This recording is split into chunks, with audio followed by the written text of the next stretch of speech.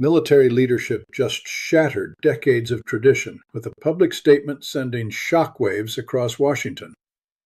A coalition of 38 active and retired military commanders, including 7 four-star generals, have formally declined to affirm Trump's authority as commander-in-chief in a joint declaration released less than an hour ago.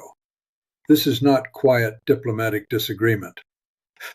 This is an open, on-the-record rebuke from the very people whose careers were built on never defying civilian authority.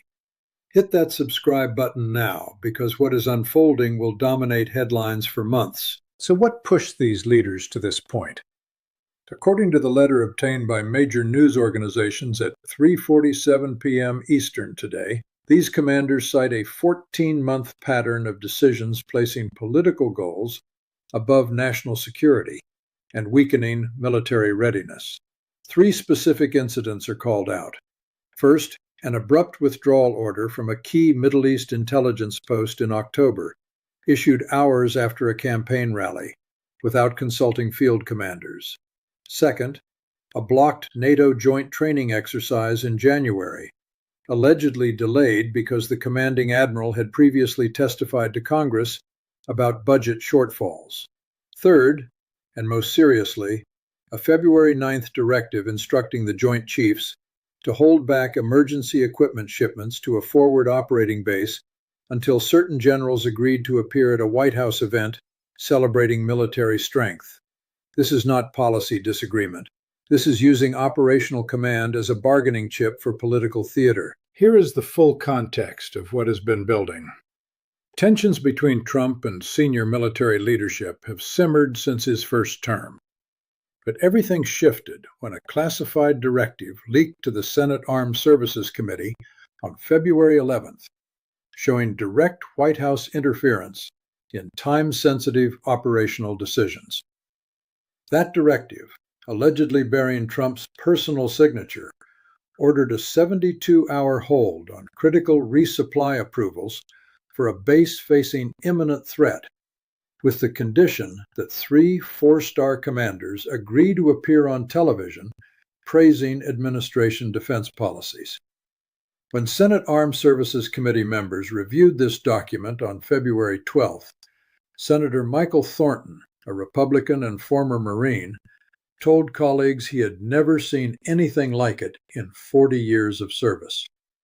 11 senators from both parties immediately requested a Pentagon Inspector General investigation. This was not just a press conference. It was an institutional alarm, a warning coming from inside the system itself.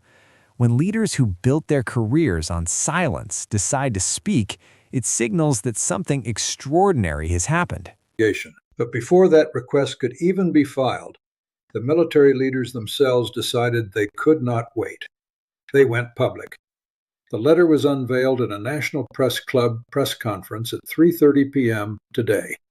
At the podium stood General Marcus Caldwell, retired 4-star Army general and former Joint Chiefs Vice Chairman, flanked by Admiral Jennifer Hartley and Lieutenant General Robert Hayes. Caldwell read aloud, "We have served presidents of both parties and never publicly questioned civilian leadership. But we cannot stay silent when decisions affecting the lives of American service members are driven by political calculations." His voice grew firmer. When a commander-in-chief treats military operations as tokens to be traded for political endorsements, that fundamental compact is broken. When a retired 4-star general with 38 spotless years of service publicly declares a sitting president has violated civil-military relations, it signals one thing. The evidence is so serious that silence itself becomes betrayal. These are not political opportunists. These are people who spent their entire careers avoiding politics, now putting everything on the line because they believe the alternative is watching the military command structure collapse in real time. Historically, this tension is not entirely new. Truman fired MacArthur in 1951 to preserve civilian control. Colin Powell raised policy concerns through proper channels in 1993. James Mattis resigned quietly in 2019 without publicly criticizing Trump for nearly 2 years afterward. What is different today is that these leaders are not waiting for retirement, not softening their language, not working through private channels.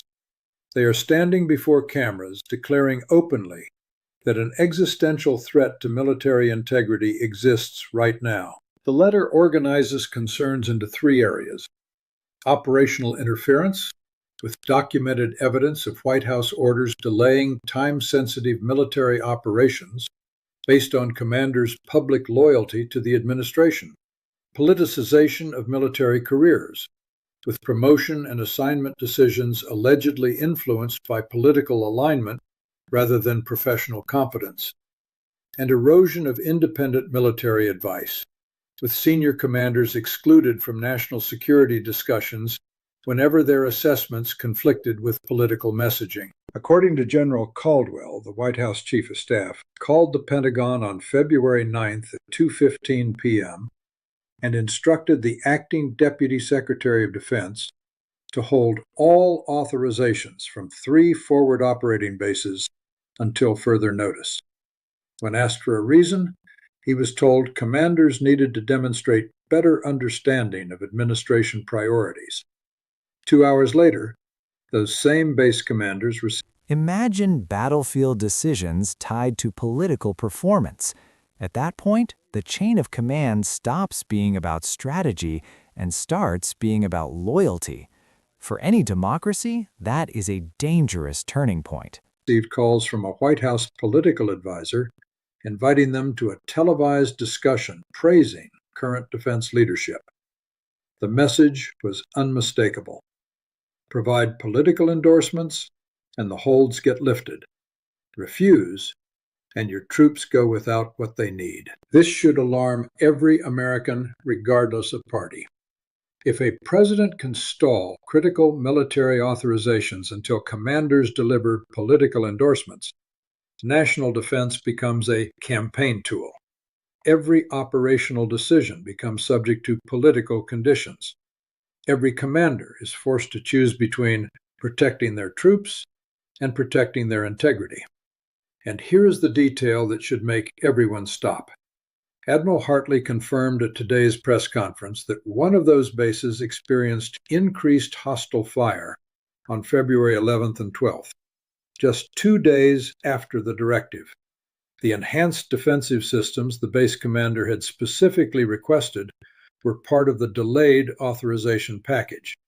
Those systems were not in place when the attack happened. 3 service members were wounded.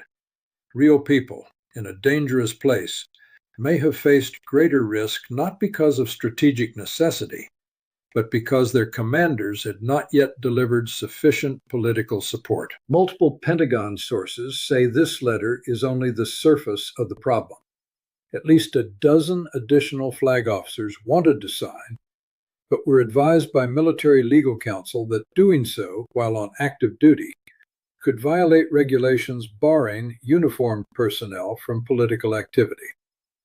The ones still serving are watching from the sidelines, legally unable to speak, even as they face these same pressures in real time.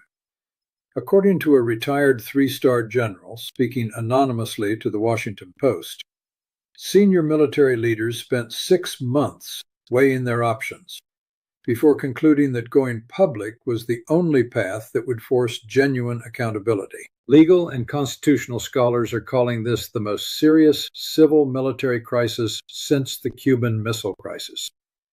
Georgetown constitutional law professor Elizabeth Warren told CNN that, if substantiated, the allegations represent clear violations of the president's fundamental duties.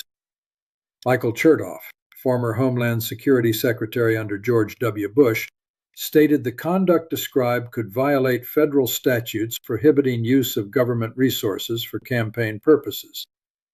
Even conservative legal scholar John Yoo acknowledged on Fox News that using commander-in-chief authority as leverage to extract political endorsements from field commanders crosses a constitutional line that should concern every American. The White House response made things worse, not better.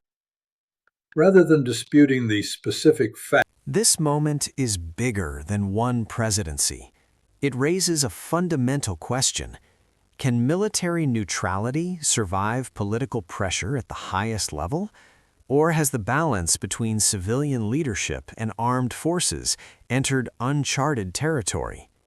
or releasing the actual February 9th directive with context, Trump posted to Truth Social at 4:23 p.m., calling the letter a disgraceful attack by washed-up generals bitter about being passed over, likely paid by Democrats to undermine him. He named Caldwell and Hartley personally, calling them failures and losers. When your only response is attacking the people presenting evidence, rather than disputing the evidence itself, you have already lost the argument. If the allegations were false, the logical move would be releasing the actual directive and showing it was misrepresented. Personal attacks and conspiracy framing suggest no factual defense is available. Here is where things stand. 38 military leaders with impeccable records have publicly declared that the sitting president violated the foundational compact between civilian leadership and the armed forces. This is no longer theoretical. It is no longer about policy preferences. It is about whether we accept a system where military operations get paused until generals agree to deliver campaign endorsements. If there are no consequences, the precedent set will shape American national security for generations. Future presidents will know they can manipulate military operations for political gain. Future commanders will know promotions depend on political loyalty, not competence.